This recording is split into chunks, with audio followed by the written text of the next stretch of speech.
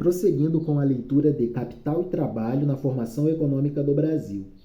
Autor Arthur Bispo dos Santos Neto. Editorial Instituto Lucas. Estamos lendo este livro para evoluirmos a nossa capacidade de leituramento do livro Escravidão, do autor Laurentino Gomes. Escravidão, o fato histórico mais importante da história do Brasil. Precisamos compreendê-la. Escravidão. Vamos lá. Estamos navegando no curso do capítulo 1, Capital Mercantil e Colonização do Brasil.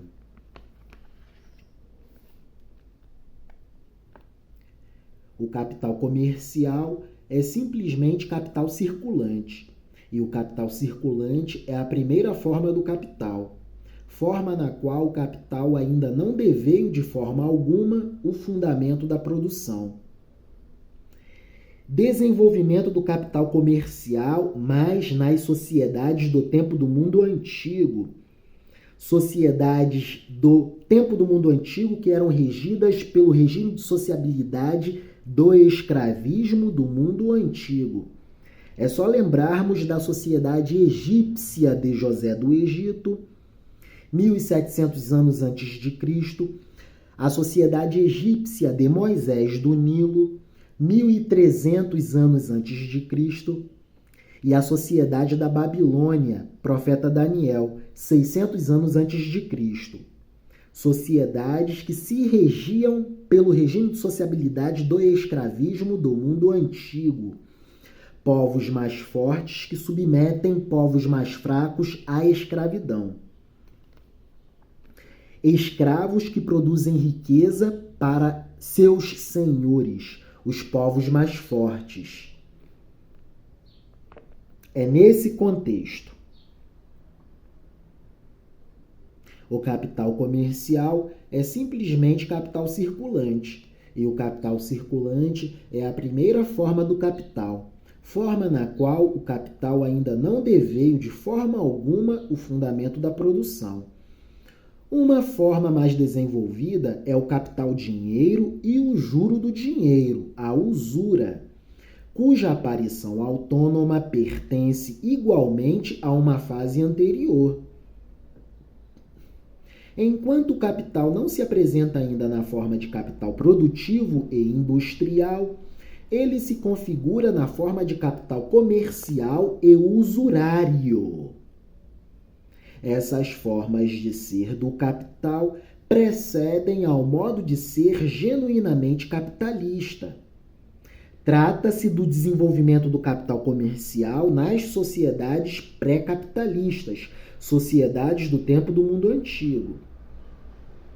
Segundo Marx, a pureza, determinabilidade abstrata em que aparecem os povos comerciantes no mundo antigo, os fenícios e os cartagineses, por exemplo, é dada justamente pelo próprio predomínio dos povos agricultores. O capital, como capital comercial ou capital dinheiro, aparece nessa abstração precisamente ali onde ele ainda não é o elemento dominante das sociedades.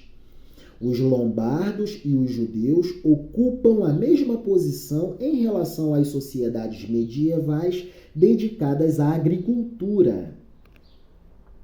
No caso da sociedade feudal, os judeus já eram emprestadores de dinheiro, exploravam a usura. E Marx acrescenta em Messários, 2006, página 712, nota 18. Os cartagineses tinham desenvolvido o capital sob a forma de capital comercial e, portanto, fizeram valores de troca enquanto tais no objeto direto da produção, ou onde, como os romanos, pela concentração da riqueza, particularmente da propriedade da terra agricultável e produtiva, em poucas mãos concentrada. A produção era necessariamente dirigida não mais para o uso pelo próprio produtor, mas para o valor de troca, mas para o pequeno mercado comercial que já estava em desenvolvimento. Portanto, possuía este aspecto da produção capitalista, mas não se tratava de uma sociedade capitalista. Era uma sociedade baseada no regime de sociabilidade do escravismo do tempo do mundo antigo. Os aspectos da produção capitalista, trabalho assalariado, valor de troca, dinheiro, moeda, ciência, revelam-se primeiro no exército romano. O exército romano é o primeiro exército profissional da história da humanidade, podemos dizer assim, pelo menos na amplitude que ele tomou. Homens pagos para executarem a guerra. Evolução da produtividade do trabalho. Os aspectos da produção capitalista, trabalho assalariado, valor de troca, dinheiro, moeda, ciência, revelam-se por primeiro no exército romano.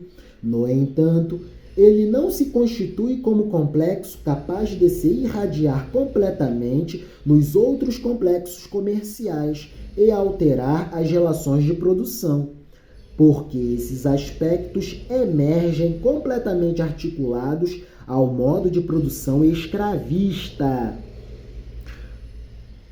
Mesmo que nossa sociedade tenha um exército profissional, uma grande organização burocrática, inclusive, somos uma sociedade baseada no escravismo antigo.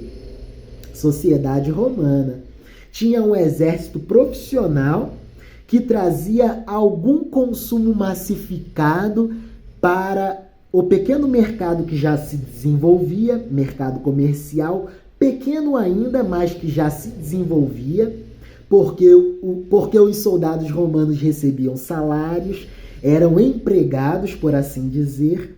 Mesmo assim, mesmo com esses traços e aspectos capitalistas, a sociedade romana era regida pelo regime de sociabilidade do escravismo do tempo do mundo antigo.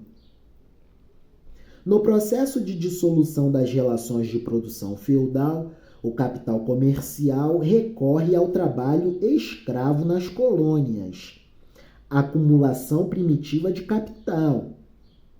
Não se trata de um simples retrocesso ao modo de produção antigo ou medieval, porque o elemento regulador da produção é o capital comercial, e o valor de troca rege o valor de uso. A escravidão do tempo moderno tem que ver com o nascimento do capitalismo industrial. São as relações mercantis parindo as relações capitalistas industriais. Então, a escravidão no Brasil foi uma empresa colonizadora que beneficiou muito o desenvolvimento do capitalismo industrial na sociedade inglesa. Transição do século XVII para o século XVIII, para o século XIX. Que maravilha! Escreve Marx em Mensários, 2006, página 712, nota 18. As duas formas nas quais o capital aparece, como antes que ele tome o controle direto da produção, neste sentido, tornando-se capital produtivo, e, portanto, aparece como relação que domina a produção, são o capital comercial e o capital usurário, capital voltado para o juro. Por exemplo, na Índia, o trabalho não está ainda formalmente subsumido ao capital. Ele não emprega o ryot, camponês indiano, como trabalhador. O capital ainda não emprega o trabalhador indiano, aqui, o ryot.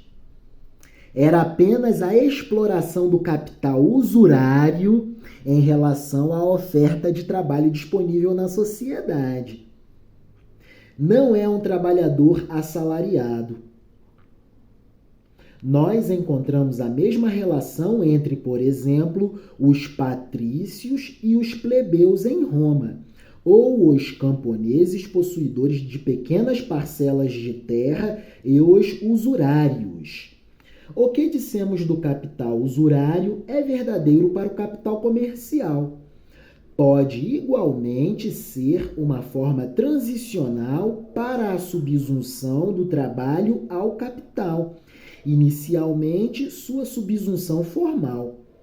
Este é o caso também se o mercador, enquanto tal, exerce o papel manufatureiro. Ele adianta a matéria-prima. Ele aparece originalmente como comprador dos produtos das indústrias independentes. A subordinação do valor de uso ao valor de troca se faz presente na forma do capital usurário e do capital comercial. Nas sociedades do tempo do mundo antigo, a gente já observa o desenvolvimento do pequeno comércio, do pequeno mercado. Então, a gente já observa também produção destinada não para a subsistência, mas sim para o mercado. Por isso, fala-se em valor de troca submetendo o valor de uso. Produção para o mercado, não para a subsistência. No entanto, essas formas não podiam ainda se irradiar completamente nos modos de produção escravista e feudal, embora já existissem como formas secundárias em seu interior, pois o capital não possuía então o poder absoluto e a abrangência sobre o trabalho que vai pautar o capital industrial. É importante a gente observar que um traço característico do capitalismo na sua forma industrial é a submissão do trabalho ao capital. Há uma oferta de força de trabalho humana disponível, de modo que o capital submete o trabalho. O mercado determina o preço do salário do trabalhador. Oferta de força de trabalho humana muito maior do que a demanda de força de trabalho humana. É uma das características da sociedade industrial.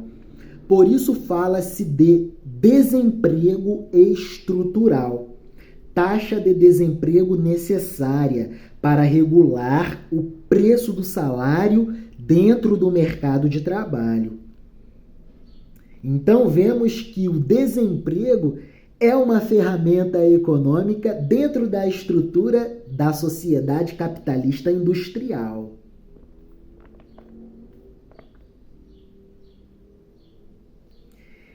Regula-se a forma de apropriação do capital a partir da regulação da taxa de desemprego.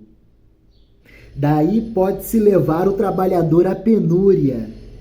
Cada vez mais se flexibilizam as relações de trabalho. Podemos observar isso no nosso tempo presente. Brasil 2023.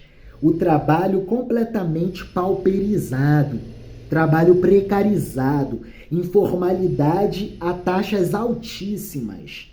Mas vamos retornar para a transição das relações mercantis, gerando as relações industriais. Vamos lá. A subordinação do valor de uso ao valor de troca se faz presente na forma do capital usurário e do capital comercial. No entanto, essas formas não podiam ainda se irradiar completamente nos modos de produção escravista e feudal, embora já existissem como formas secundárias em seu interior, porque o capital não possuía então o poder absoluto e a abrangência sobre o trabalho que vai pautar o capital industrial. Os remanescentes feudais tentaram de todas as formas impedir a penetração do capital comercial em suas áreas de influência, e a burguesia mercantilista precisou sofisticar seus mecanismos de ataque ao poder feudal. Ela soube paulatinamente demonstrar como o poder do dinheiro podia se irradiar por todos os poros da sociedade e determinar seus preceitos morais, religiosos e políticos. Esclarecem Marx e Engels. Onde quer que tenha conquistado o poder, a burguesia destruiu as relações feudais, patriarcais e idílicas. Fez da dignidade pessoal um simples valor de troca, tudo para o mercado. Substituiu as numerosas liberdades, conquistadas duramente, por uma única liberdade sem escrúpulos, a liberdade do comércio. As formas socioeconômicas do mundo feudal e escravista permaneceram no interior do capital mercantilista porque as condições para o controle absoluto do capital sobre o trabalho não estavam ainda postas. Para se libertar desses vestígios, não bastava apenas vontade política. Fazia-se necessário desenvolver intensamente as relações de produção e as forças produtivas. Relações mercantis se sofisticando e dando nascimento às relações capitalistas industriais. Padrão ouro.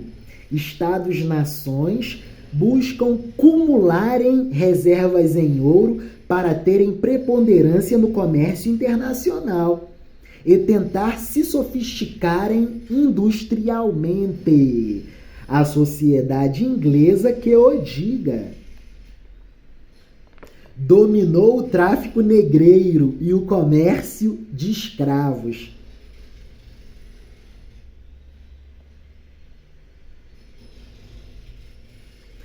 Quando se adota a escravidão, não se trata de uma escolha em detrimento do trabalho livre. Simplesmente não há escolha.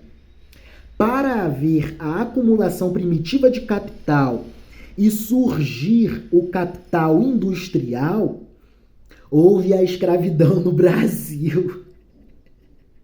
Os elementos, eles funcionam sistemicamente. Enquanto há a exploração da escravidão no Brasil, há o surgimento do capitalismo industrial na sociedade inglesa. Portugal é apenas uma ferramenta econômica manuseada pelos ingleses para que os ingleses se sofisticassem industrialmente. Na verdade, os ingleses dominavam tudo, principalmente o Brasil. As formas atrofiadas e anacrônicas, como o trabalho escravo, somente foram solapadas depois que o capital fez uso dele. Assim, o capital submete os modos pretéritos de organização da produção aos seus propósitos. Apesar de esses modos de produção não estarem fundados intrinsecamente na produção de mercadorias, nem na produção destinada à troca, escreve Marx. O capital produtor de juros, ou, como podemos chamá-lo em sua forma antiga, o capital usurário, pertence, como o irmão gêmeo, o capital mercantil, às formas antediluvianas de capital que por longo tempo precedem ao modo capitalista de produção e se encontram nas mais diversas formações econômicas da sociedade. O capital portador de juros e, por exemplo, a parábola dos talentos. Podemos lançar mão de um texto do mundo antigo, de 2000 e poucos anos para trás.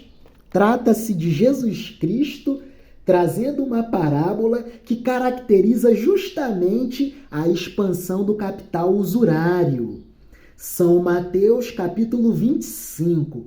Viva a Bíblia Sagrada! Viva Jesus, o ser perfeito de Deus! Com Jesus ficamos mais inteligentes. Vigiai, portanto, porque não conheceis o dia nem a hora em que o Filho do Homem virá. Amém, amém, amém, amém. O reino de Deus, o reino dos céus, é como um homem que partia para o estrangeiro, um homem rico, dono de terras. Antes de partir, ele chamou seus servos e lhes confiou seus bens, seus dinheiros, suas moedas. A um deu 5 milhões, a outro 2 milhões, a outro 1 milhão, a cada um segundo sua capacidade de gestão. E partiu, confiando nos seus servos. Vou viajar, preciso descansar. Há muitos anos só trabalho a expansão da capacidade produtiva das minhas terras. Descansarei, viajarei para a Pérsia, ou viajarei para a Grécia, ou viajarei para o Egito. Viajarei. Vou descansar. Mas meus dinheiros, minhas moedas, meus bens estão em boas mãos, meus servos. E partiu. Imediatamente, o servo que havia recebido 5 milhões negociou com eles e ganhou outros 5 milhões. Quem são eles? São os banqueiros.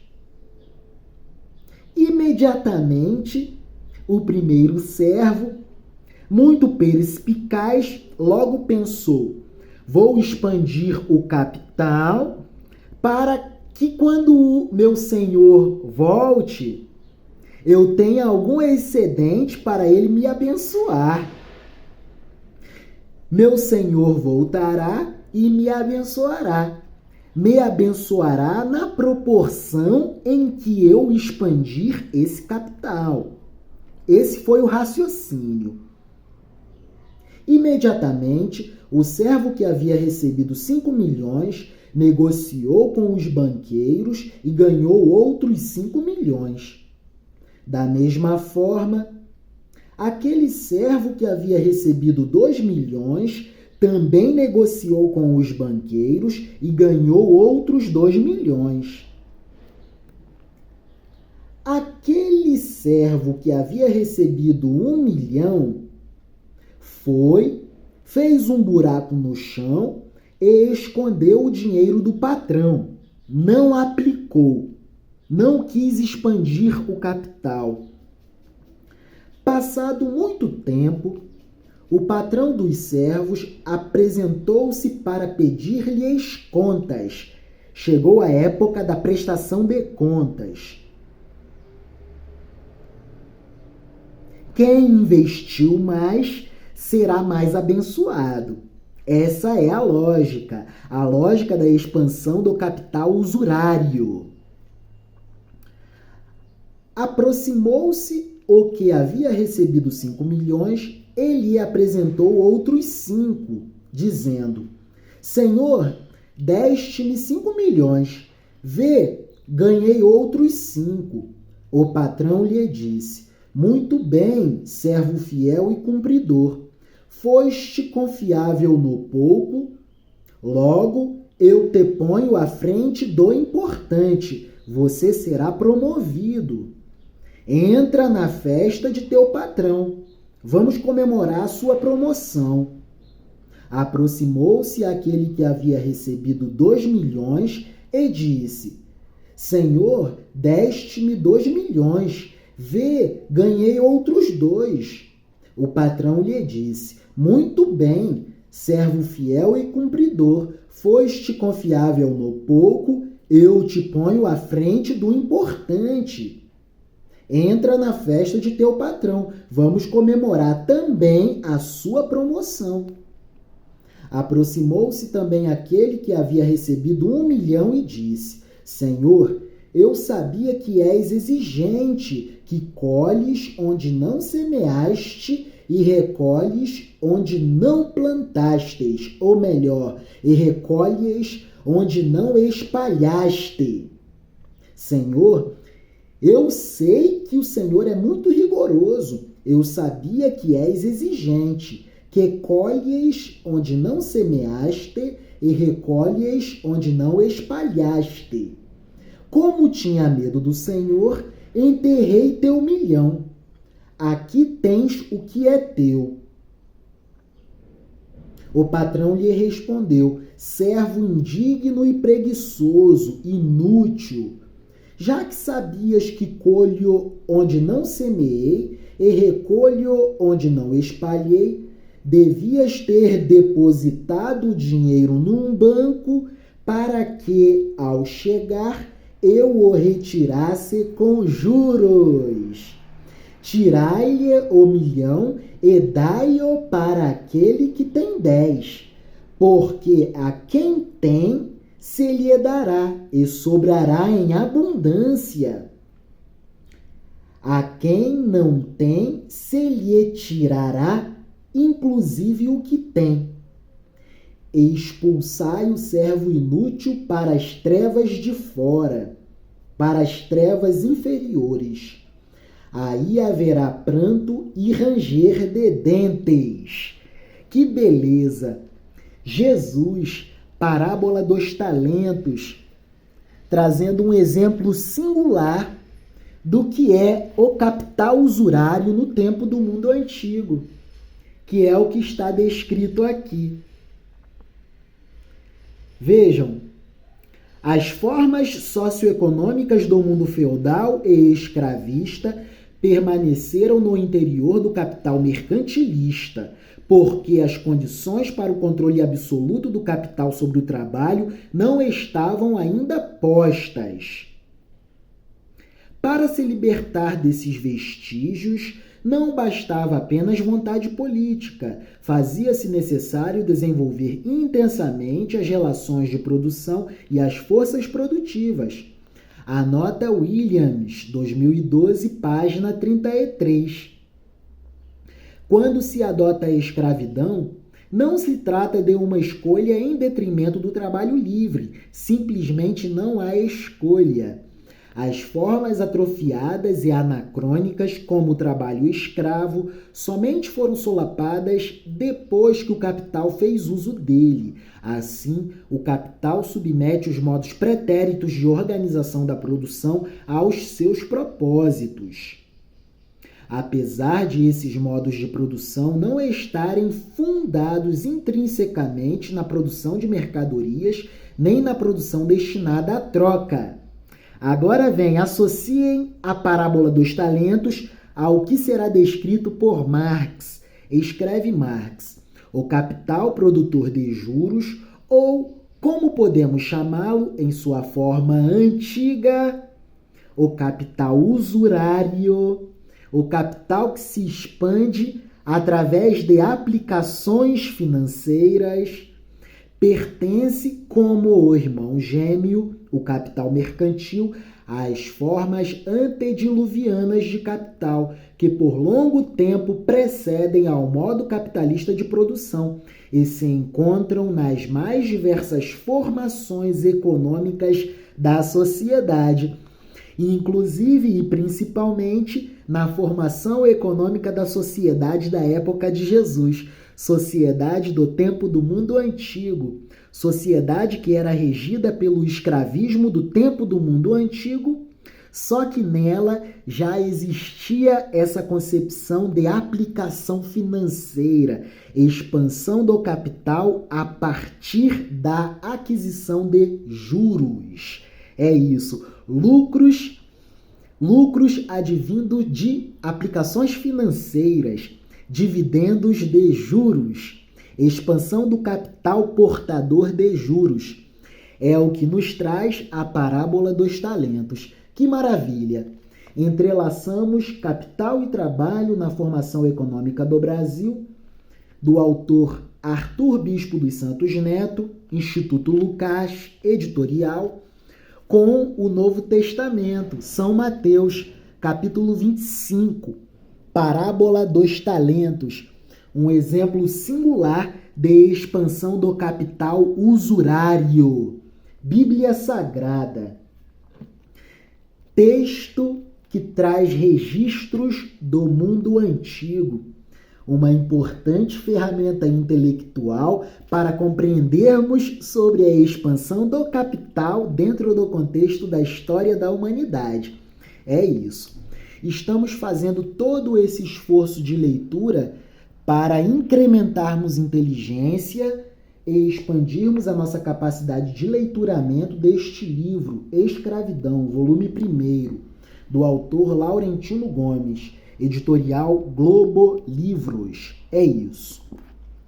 Viva a acessibilidade ao mundo da cultura, viva o letramento cultural, viva Jesus, o ser perfeito de Deus, a quem devemos imitar. Amém, amém, amém e amém. Deus vos abençoe.